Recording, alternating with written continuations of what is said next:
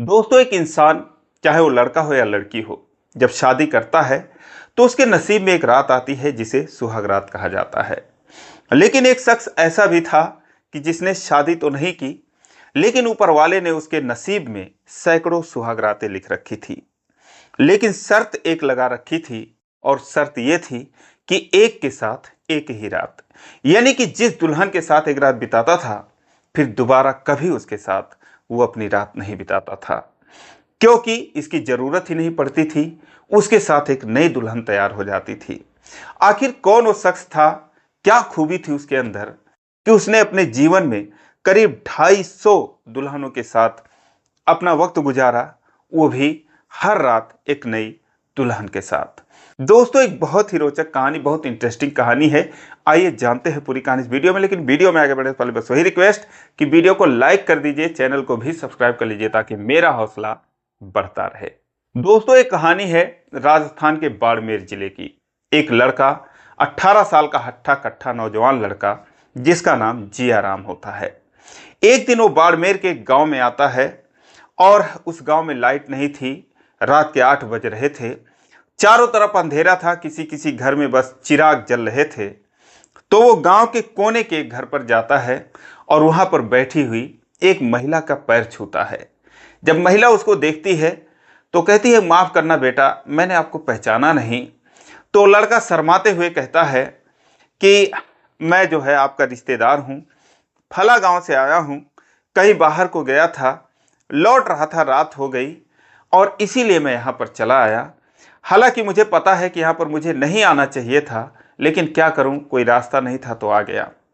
अब जैसे महिला ये बात सुनती है, दोस्तों, वो घूंघट निकाल लेती है और कहती है कि अरे, आप तो हमारे दामाद हैं, माफ़ करना, आपको हमने पहचाना नहीं।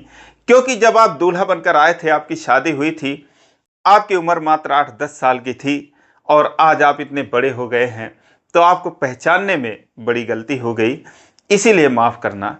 कोई बात नहीं, आप आ गए हैं तो आपका ही घर है, आराम से रहिए, कोई दिक्कत नहीं है।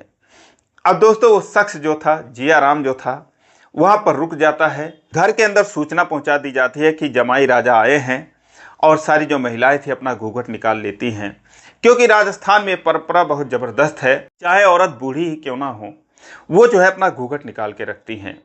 तो सारी महिलाएं अपना घूंघट निकाल लेती हैं कि दामाद को चेहरा नहीं दिखाना है, और घर के अंदर जो है आओ भगत की तैयारी चलने लगती है कि दामाद जी आए हैं, इनका स्वागत किया जाए। उनको बिठाया जाता है, उनके पैर धुले जाते हैं थाली के अंदर, और उसके बाद फिर अच्छा सा खाना बनता है और जमाई राजा को भोजन कराया जाता है और उसके बाद सोने के लिए एक कमरे में भेज दिया जाता है। अब दोस्तों, जब शादी हुई थी तो दूल्हे राजा 8-10 साल के थे, लेकिन जब ससुराल को लौटे थे 8-10 साल बाद, तो जवान हो चुके थे, 18-19 साल के हो चुके थे। तो जाहिर सी बात है, जिससे शादी हुई थी वो लड़की भी जवान हो चुकी थी, उसी घर में थी। तो जब रात के 10-11 बजते हैं, 12 बजते हैं, तो जो लड़की होती है दोस्तों, उसे भी दूल्हे राजा के कमरे में भेज दिया जाता है। इसलिए भेज दिया जाता है कि चलो, दोनों बच्चे जवान हो गए हैं, कुछ दिन के बाद गौना चला जाएगा, तो क्या रोकना क्या टोकना। अब दोस्तों, जो है वो जमाई राजा के स्वागत में कोई कसर नहीं छोड़ना चाहती थी, इसीलिए वो बेटी को भी भेज देती हैं। अब जब वहाँ पर जाती है बेटी, तो जो जियाराम था वो कहता है कि अरे, तुम आ गई, मुझे तो लगा आओगी ही नहीं। लेकिन जो उसकी पत्नी थी, लड़की थी, वो कहती है कि 8 साल बाद मेरी याद आई है, थोड़ा दिन और सब्र कर लेते तो मैं सच धज कर तुम्हारे घर दुल्हन बनकर ही आ जाती। अब इस पर जो जमाई राजा थे वो कहते हैं, तो अभी किसने रोका है, अभी भी तुम सच धज कर ही आओ मेरे सामने, यूँ समझो कि ये हमारी पहली रात है। अब दोस्तों, जो लड़की थी वो खुश हो जाती है, जाती है, अपना सज धज कर आती है, और ये भी कहता है कि गहने वगैरह पहन कर आना, एकदम दुल्हन की ही तरह आना। वो अपने गहने वगैरह भी पहन लेती है, जो कि उसको शादी में लड़के के पिताजी ने दिया था कभी, वो सब पहन कर आती है। और उसके बाद आती है, वहाँ पर बैठती है और जमाई राजा से बात करती है। उसके बाद दोनों एक दूसरे के दुनिया में खो जाते हैं। 1-2 घंटे बाद जो जमाई राजा थे वो कहते हैं कि ये जो तुम्हारे जेवर हैं बहुत यार पुराने हो चुके हैं, कब के हैं। तो उसने कहा कि आपके पिताजी ही ने तो दिया था, शादी में लाए थे। कहते कोई बात नहीं, अब जो है मैं, नया ज़माना आ गया है, ओल्ड फैशन के हो चुके हैं, ये सारे गहने मुझे उतार कर दे देना, मैं जाऊंगा इनको बदलवा कर नया लेकर आ जाऊंगा। अब जो बीवी थी और खुश हो जाती है दोस्तों, फौरन अपना सारा कुछ गहना निकाल कर वहीं चारपाई पर रख देती है और उसके बाद फिर दोनों आपस में बातें करने लगते हैं। दोस्तों जब सुबह 4 बजता है तो वो कहता है अपनी पत्नी से कि ऐसा है कि अभी सुबह हो जाएगी, सुबह होने वाली है, तो उजाला हो जाएगा तो मुझे बड़ी शर्म आएगी, क्योंकि मैं गौना से पहले ही यहाँ पर आ गया और आपके गांव में भी जो है तरह तरह की बातें होंगी, तो इसीलिए अब मैं जा रहा हूँ। और उसके बाद दोस्तों वो जो जेवर था वो अपने जेब में रख लेता है और उसके बाद वहाँ से निकल जाता है। अब दोस्तों जब सुबह होती है, महिलाएं उठती हैं, लोग पूछते हैं जमाई राजा कहाँ गए, तो लड़की सारी कहानी बताती है कि वो तो चले गए और वो गहने भी ले गए हैं, वो कह रहे थे कि अभी गांव में बातें फैलेंगी। तो औरतों ने कहा कि बड़ा अच्छा दामाद है, हमारी इज्जत का ख्याल रखा, चला गया और गहने भी ले गया, नया बनवा कर लाएगा, कितना प्यारा दामाद हमने पाया है। लेकिन दोस्तों अब उनको क्या पता कि उनके साथ क्या हो चुका है। उसके बाद जब घर के पुरुष आते हैं, क्योंकि उस रात तो वो कहीं गए हुए थे बाहर, जब वो आते हैं तो महिलाएं उन्हें जब सारी कहानी बताती हैं तो दोस्तों उनका जो है दिमाग खराब हो जाता है। वो कहते हैं ऐसे कौन आया और इस तरीके से चला गया, तुम लोगों ने गहने भी दे दिया। तो महिलाएं कहती हैं कोई बात नहीं, अपना ही दामाद है, लेकर गया है, आ जाएगा, लेकिन अब दोनों बच्चे बड़े हो चुके हैं, इनके गौने का इंतजाम करो। क्योंकि दोस्तों पहले के ज़माने में ज़्यादातर जो शादियां होती थी वो बहुत बच्चे के ही उम्र में हो जाती थी। अगर आप 50-60 साल पहले किसी बुजुर्ग से सुनोगे तो यही कहते हैं कि 90% लड़कों की शादियां जो थी वो 10 साल की उम्र से पहले ही हो जाती थी। उसके बाद उनका गौना किया जाता था 5 साल बाद, 7 साल बाद, 9 साल बाद या 11 साल बाद। उसके बाद जो है दुल्हन को पति के घर भेजा जाता था। आप भी जानते होंगे, अगर आपकी उम्र 40-50 साल की होगी, या नहीं भी जानते होंगे तो आप अपने दादा दादी से पूछ सकते हैं, मम्मी पापा से पूछ सकते हैं कि आप लोगों की शादी किस उम्र में हुई थी। वो आपको बेहतर बताएंगे और कहानियां भी बताएंगे कि वाकई में किस तरीके से होती थी, कैसे बाल विवाह होता था और उसके बाद फिर कैसे गौना होता था।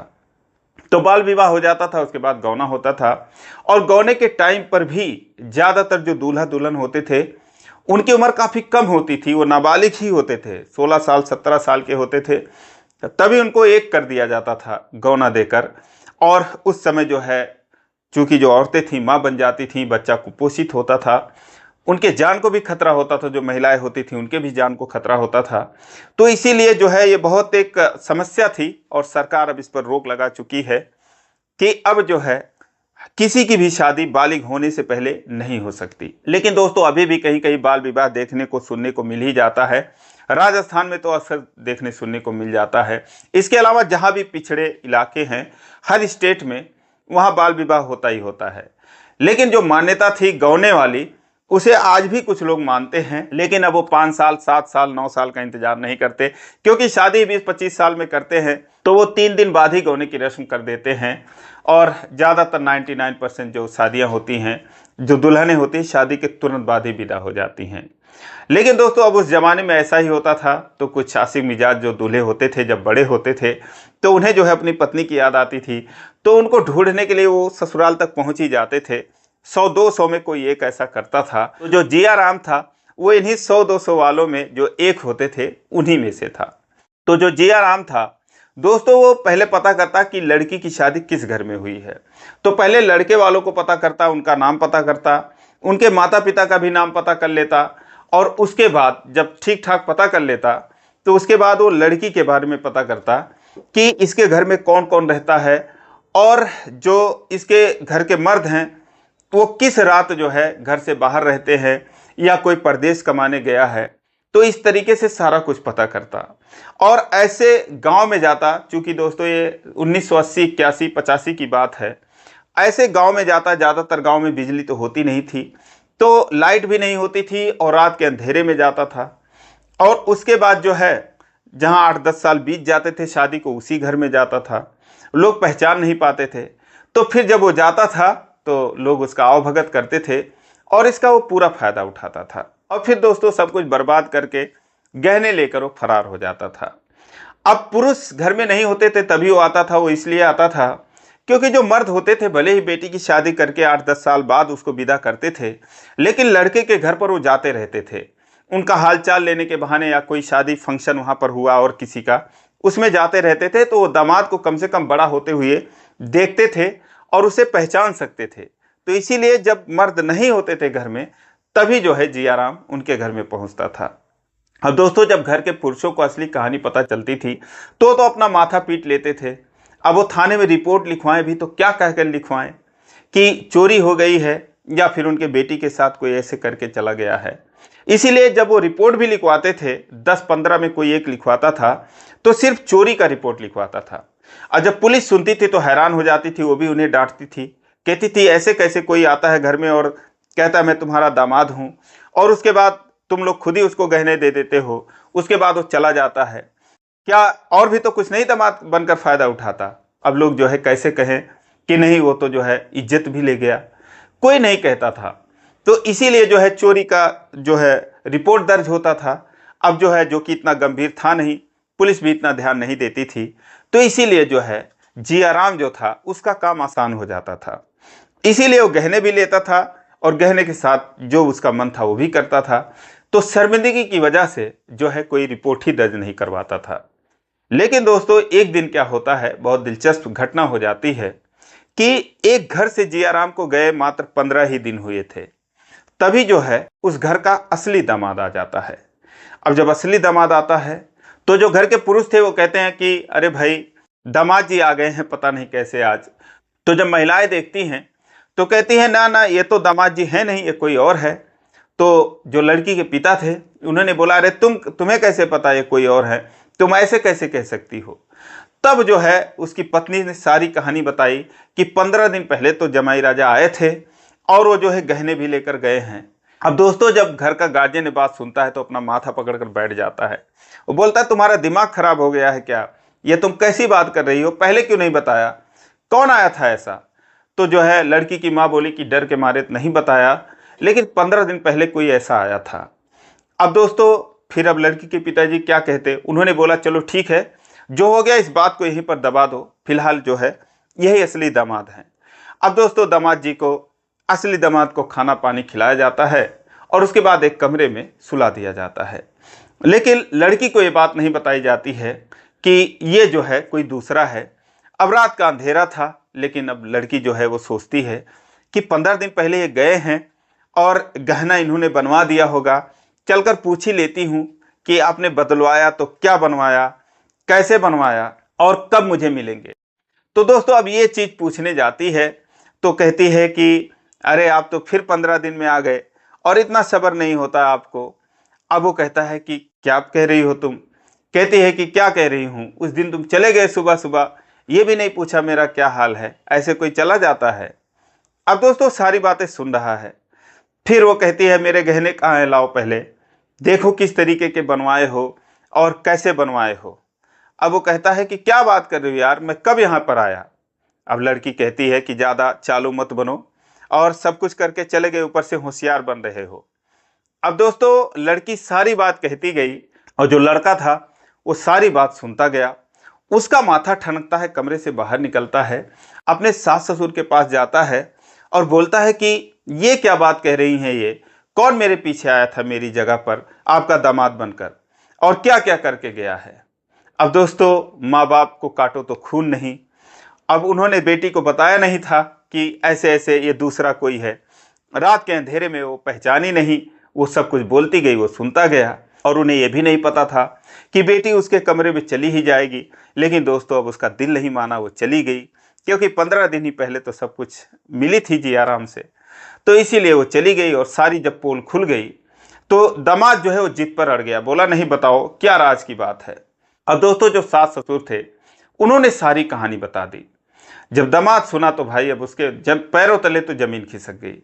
लेकिन उसने कहा कि आप लोगों ने रिपोर्ट नहीं दर्ज कराई थाने में। फिर तो इन लोगों ने कहा क्या रिपोर्ट दर्ज कराते, हम शर्म के मारे और इज्जत जाने के डर की वजह से नहीं कराए। तो उसने कहा, जो पति था, दामाद था, उसने कहा कि भाई आप लोगों ने नहीं कराया, लेकिन मेरी पत्नी के साथ ऐसा हुआ है, मैं चुप नहीं बैठूंगा, मैं जो है जाके रिपोर्ट दर्ज करवाऊंगा। अब दोस्तों, उसके बाद पहली बार जियाराम के खिलाफ चोरी के साथ साथ रेप का भी रिपोर्ट दर्ज होता है। उसके बाद पुलिस जो है वो सीरियस हो जाती है।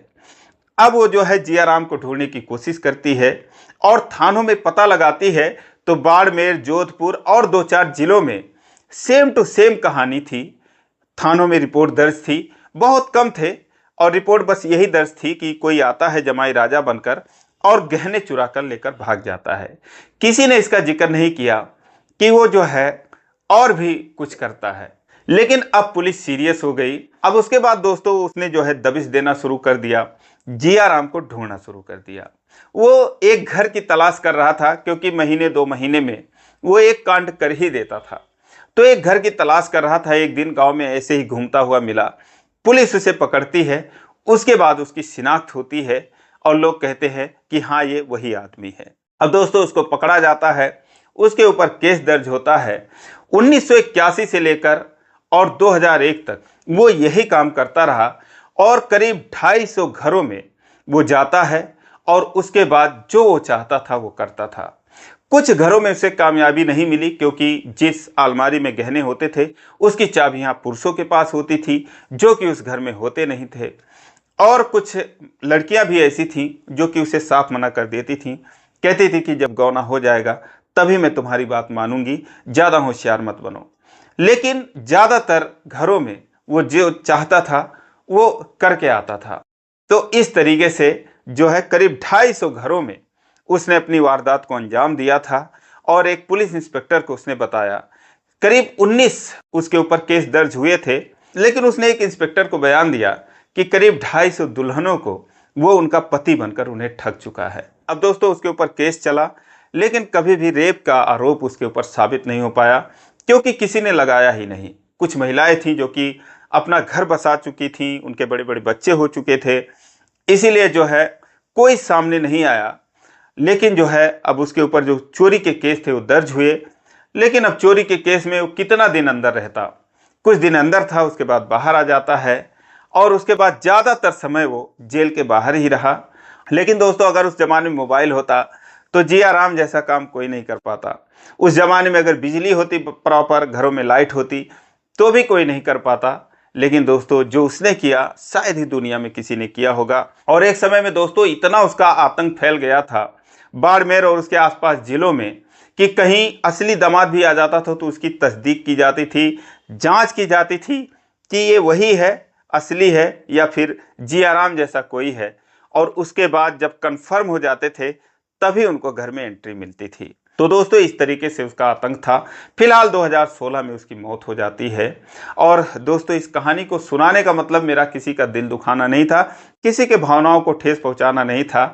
बस ये कहानी रोचक लगी तो इसीलिए मुझे लगा कि आप लोगों को सुनाना चाहिए। दोस्तों ये कहानी आपको कैसी लगी कमेंट करके ज़रूर बताना। और इन्फॉर्मेशन अच्छी लगी हो तो वीडियो को लाइक नहीं किया तो लाइक कर दीजिए, चैनल को सब्सक्राइब कर लीजिए इसी प्रकार की कहानियों के लिए। फिर मिलेंगे अगले वीडियो में, तब तक के लिए जय हिंद।